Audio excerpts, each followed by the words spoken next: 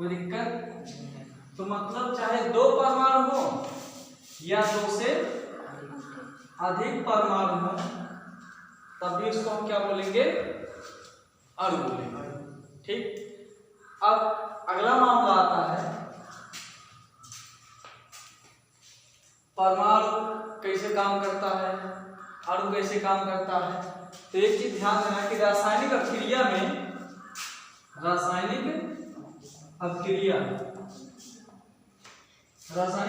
में भाग कौन लेता है? परमाणु। कौन भाग लेता है? परमाणु। अब परमाणु जो होता है उसके चारों तरफ जो होते हैं इलेक्ट्रॉन, जैसे मान लीजिए परमाणु की संरचना हो गई, बीच में इसका हो गया नाभिक, न्यूक्लियस, नाभिक या न्यूक्लियस। ठीक। और यहाँ पे बीच में हो जाएगा प्रोटॉन जिसके ऊपर प्लस चार्ज पाया जाता है, और यहाँ हो जाएगा न्यूट्रॉन, किनारे पर क्या पाए जाते हैं? इलेक्ट्रॉन। ठीक। एक चीज याद रखना आपको कि किसी भी परमाणु में प्रोटॉन और इलेक्ट्रॉन की संख्या आपस में बराबर होती है, जिस कारण हम कह सकते हैं कि परमाणु स्वभाव से कैसा होता है? उदासीन होता है। ठीक। कोई दिक्कत नहीं। तो इसके बाद जो है हम लोग पॉइंट पे आते हैं अपने रासायनिक अभिक्रिया में।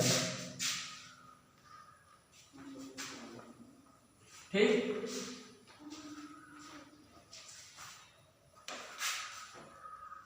तो रासायनिक संयोग के नियम, एक चीज आप लोग जान लीजिए, पहले रासायनिक अभिक्रिया क्या होता है, फिर रासायनिक संयोग। ठीक। तो रासायनिक अभिक्रिया बेसिकली क्या होता है? रासायनिक अभिक्रिया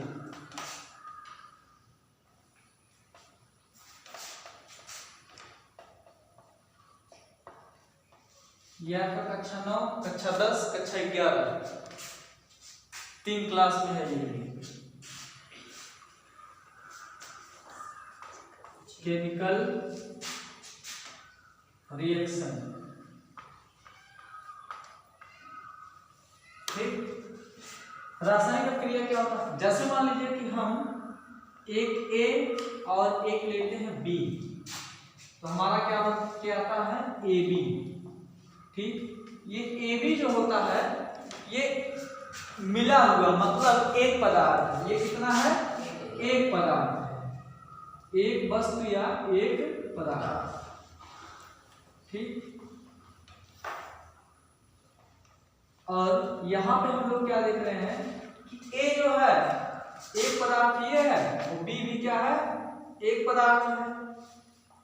तो यहां पे हम क्या देख रहे हैं कि नया पदार्थ बनाने के लिए जो है कम से कम हमको कितना पदार्थ मिलाना पड़ता है? दो से ज्यादा भले डाल दीजिए, दो से कम आप नहीं कर सकते। तो आपको नया पदार्थ बनाने के लिए कम से कम कितना पदार्थ डालना होगा? दो। तो अगर मान लीजिए इसको परिभाषा के तौर पे देखेंगे, ये एक चीज ध्यान दीजिए आपको, जब एक या एक मिला कितना हो गया? दो। तो चाहे आप दो डालिए या दो से अधिक। ठीक। इनको क्या करना होता है? मिलाना होता है कुछ और, या अभिक्रिया कराना होता है। ठीक। अभिक्रिया करते हैं, मान लीजिए अभिक्रिया जब करेंगे तो कुछ ना कुछ बनेगा, नया बनेगा कि पुराने जैसा रहेगा? नया बनेगा। नया पदार्थ बनता है जिसे हम उत्पाद के नाम से जानते हैं। किस नाम से? उत्पाद के नाम से जानते हैं। अब देखिए परिभाषा क्या बनेगी। अच्छा ये बताइए कि जैसे मान लीजिए जो हमारा नया वाला उत्पाद होगा, ये जो है पुराने वाले से या तो पहले वाले से या तो दूसरे वाले से किसी के 100% समान होगा कि अलग होगा? अलग जरूर होगा, कुछ ना कुछ भले समान होगा लेकिन 100% समान नहीं होगा। तो हम कह सकते हैं कि ना तो ये 100% A से होगा ना तो B से। तो परिभाषा क्या बनेगी? जब दो या दो से अधिक, जब दो या दो से अधिक पदार्थों को आपस में मिलाया जाता है या अभिक्रिया कराई जाती है तो हमें एक नया पदार्थ प्राप्त होता है जो कि उत्पाद कहलाता है। ठीक। जब दो या दो से अधिक पदार्थों को आपस में मिलाते हैं या अभिक्रिया कराते हैं, हमें एक उत्पाद प्राप्त होता है या नया पदार्थ प्राप्त होता है जिसके लक्षण अपने पूर्व पदार्थों से 100% समान नहीं होते हैं, क्या कहलाता है? रासायनिक अभिक्रिया। ठीक, कोई दिक्कत? तो रासायनिक अभिक्रिया किसे कहते हैं? जब दो या दो से अधिक पदार्थों को आपस में मिलाते हैं या अभिक्रिया कराते हैं तो प्राप्त होने वाला तीसरा पदार्थ या उत्पाद हम देखते हैं कि वह जिन पदार्थों से मिलकर बना होता है उनके समान गुण प्रदर्शित नहीं करता। इसी को हम क्या बोलते हैं? रासायनिक अभिक्रिया। ठीक, कोई दिक्कत? अगली हेडिंग, रासायनिक संयोग के नियम।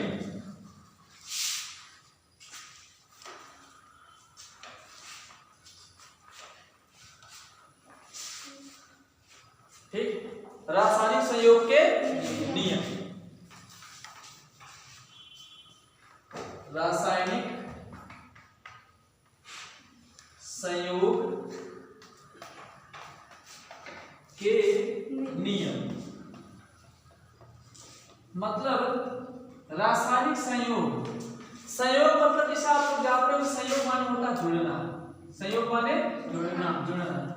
तो मतलब रासायनिक अभिक्रिया में जो है कब तत्व जुड़ते हैं, कैसे जुड़ते हैं, उनका नियम क्या होता है, क्या शर्तें होती हैं, यही आपको इसमें पढ़ना है।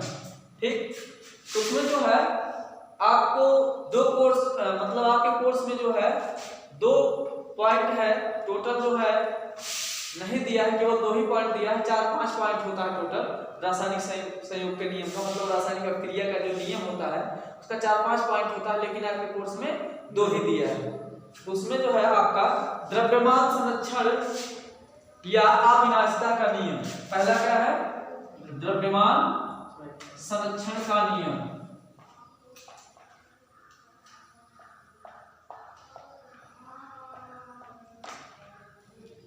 द्रव्यमान संरक्षण का नियम। ठीक, या इसको अविनाशिता का नियम भी कहते हैं, अविनाशिता का नियम। दोनों में से कोई भी एक ना मिले, दोनों का मतलब एक ही है। और आपका दूसरा जो है वो है स्थिर अनुपात का नियम, स्थिर अनुपात का नियम, स्थिर अनुपात का नियम। ठीक, तो पहला वाला पढ़ेंगे हम, द्रव्यमान संरक्षण का नियम। तो संरक्षण का मतलब होता है सुरक्षित, संरक्षण का मतलब सुरक्षित बना रहना।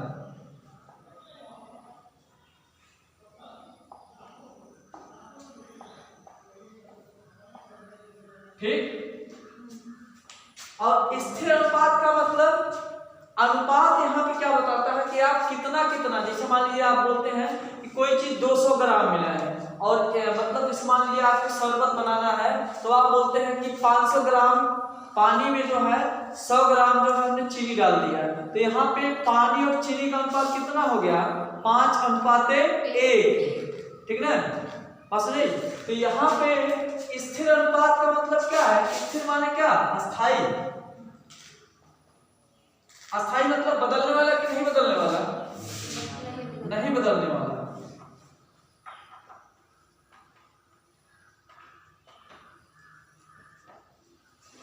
और अनुपात का मतलब होता है एक तरीके से मात्रा। ठीक, समझे? तो इसमें हमको आपको जो है यही 2 हेडिंग पढ़ना, द्रव्यमान संरक्षण का नियम या अविनाशिता का नियम, दूसरा स्थिर अनुपात का नियम। ठीक, पहला वाला देखते हैं, छोटा वाला नीचे कहां आप पैर नीचे।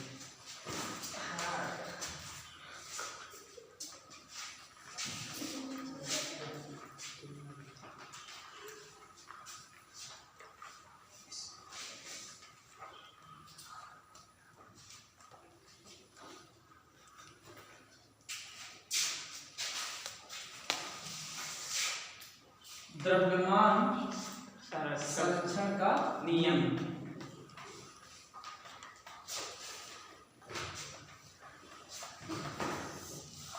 अब इसमें हमको आपको ध्यान देना है, संरक्षण का मतलब ही क्या होता है आपको? सुरक्षित। तो जैसे मान लीजिए हम 20 ग्राम ए लेते हैं और 30 ग्राम लेते हैं बी, ठीक। जैसे मान लीजिए ए और बी नाम का दो पदार्थ है, ए का वजन कितना है 20 ग्राम और बी का वजन 30 ग्राम। तो हमारा जो ए बी होगा वो कितना होगा? 50 ग्राम। तो मतलब इसमें कोई अंतर आया? नहीं आया। तो इसी को हम क्या बोलेंगे? द्रव्यमान संरक्षण का नियम। तो इस पक्ष को हम बोलते हैं अभिकारक। क्या बोलते हैं? अभिकारक। अभिकारक इंग्लिश में बोलते हैं रिएक्टेंट, ठीक। और इस पक्ष को बोलते हैं हम उत्पाद, प्रोडक्ट, ठीक। तो यहाँ पे हमको आपको ध्यान देना है कि इसमें हमको ज्यादा कुछ दिमाग नहीं लगाना है। जितना जितना हमने जो पदार्थ डाला है टोटल बनने के बाद हमारा उतना आ जाए तो हम बोलेंगे कि हमारा कोई भी नुकसान नहीं हुआ, अर्थात द्रव्यमान संरक्षण के नियम का पालन हुआ, ठीक।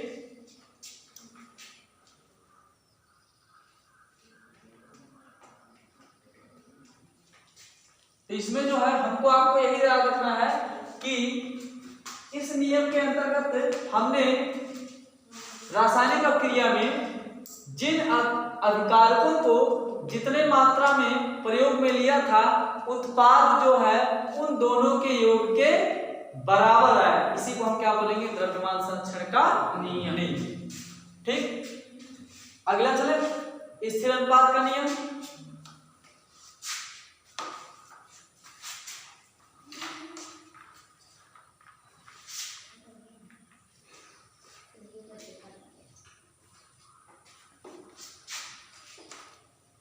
जैसे मान लीजिए इसमें जो है अगर सवाल लगाया जाए तो जैसे मान लीजिए हम लेते हैं NaCl प्लस H2O, ठीक है ना।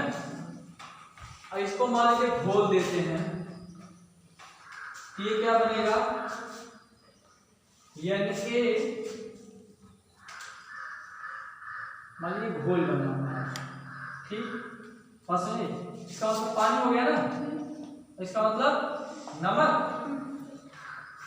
ठीक। कोई दिक्कत? तो मान लीजिए हमारा ये था 100 ग्राम और ये था 500 ग्राम। कितना? 500 ग्राम। तो ये टोटल हमारा कितना आएगा? 600 ग्राम। तो अगर ये 600 ग्राम आया तो हम कह सकते हैं कि कोई कमी या वृद्धि हुआ कि उतने आया? तो हम कह सकते हैं इसने द्रव्यमान संरक्षण के नियम का पालन किया। तो इसने द्रव्यमान संरक्षण के नियम का पालन किया। अब अगर या तो कम हो जाए या तो ज्यादा हो जाए तो बोलेंगे हम द्रव्यमान संरक्षण के नियम का पालन नहीं किया, ठीक। दूसरे पॉइंट पे आते हैं स्थिर अनुपात का नियम।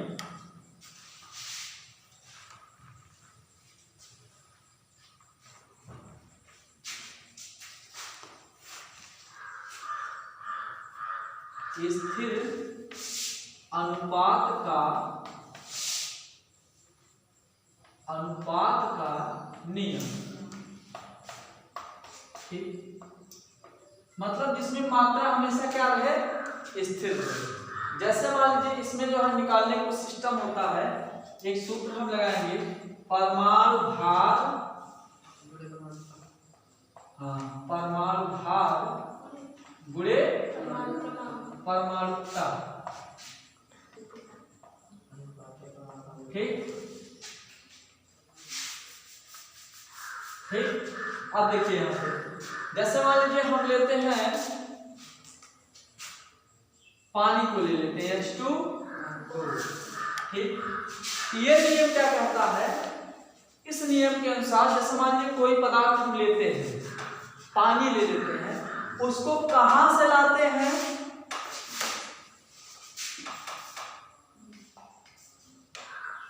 कहां से का मतलब क्या होगा? कोई दूसरा देश या राज्य या नदी नहर, ठीक। और स्रोत का मतलब क्या हो जाएगा?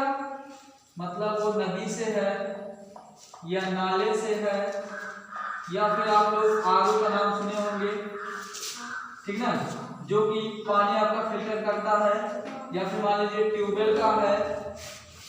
तो यहाँ पे हम देख रहे हैं कि अगर जो है दूसरे देश की बात की जाए या स्रोत की बात की जाए, तब भी जो है हमारा अगर जो मात्रा बताता है वो अगर हमेशा बराबर बताएगा तो बोलेंगे कि स्थिर अनुपात है, कम ज्यादा नहीं है।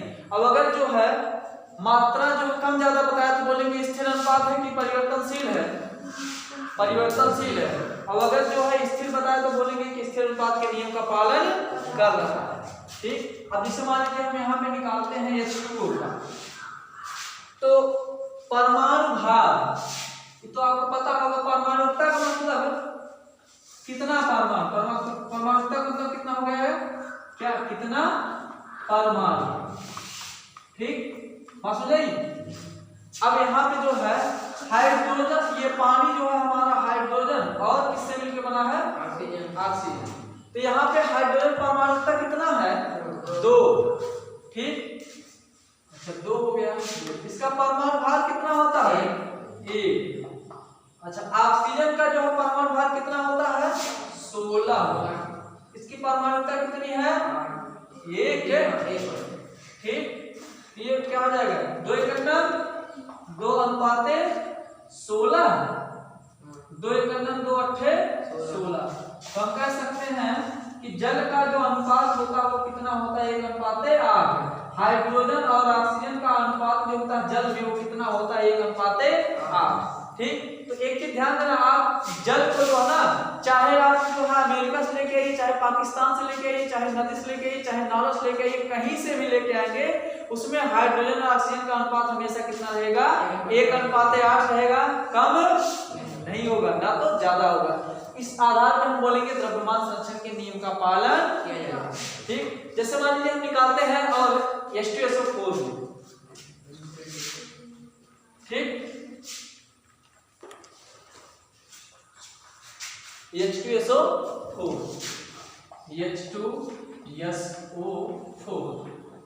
इसमें हम जो है H2SO4 को जो है दूर लिख लेते हैं ताकि निकालने में क्या हो, आसानी हो।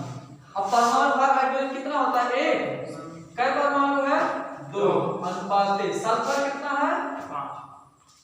सल्फर क्या है, 1 है, ठीक है ना। अच्छा इसका परमाणु भार कितना होता है, 32 × 1 अनुपाते ऑक्सीजन कितना होता है, 16 × 4, 2, 32, 16 चौका 64, 2 × 2 16 32, 32 64।